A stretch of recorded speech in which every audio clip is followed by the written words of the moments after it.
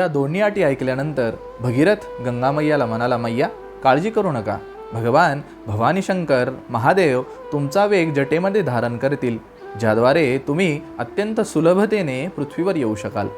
आणि दुसऱ्या अटीचं उत्तर देताना भगीरथाने मैयाला सांगितलं, मैया साधवो न्यासिन शांता ब्रह्मिष्ठा लोकपावनाः हरंत्यघमतेंग संगात तेश्वास्ते यगभिद्धरिही. मैया अहो, ज्यानुसार पापी लोक पृथ्वीवर राहतात त्याच प्रकारे अनेक सज्जन साधू संत लोकसुद्धा पृथ्वीवर राहतात.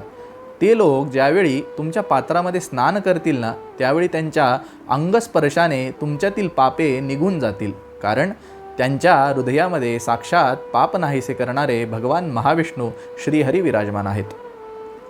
अशा प्रकारे समाधानपूर्वक उत्तर ऐकल्यानंतर गंगामय्या पृथ्वीवर यायला तयार झाली व पृथ्वीवर गंगामय्याचं ज्येष्ठ शुद्ध दशमी या दिवशी अवतरण झालं.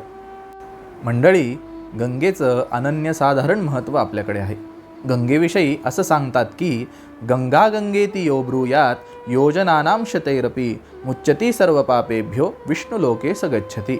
एखादा मनुष्य गंगेपासून 100 योजनपर्यंत जरी दूर असेल तरी त्याने केवळ वाचेने गंगा गंगा एवढं जरी म्हणला तरी तो सर्व पापांपासून मुक्त होतो व विष्णू लोकाप्रत जातो. त्यामुळेच संत महात्म्यांनी गंगेविषयी सांगितलंय, वाचे म्हणता गंगा गंगा सकळ ही पापे होती भंगा. अशा या गंगेचा अनन्यसाधारण महत्त्व आहे आणि या गंगेचा अवतरणाचा पुण्य पर्वकाल म्हणजेच हा गंगा दशहरा पर्वकाल आहे.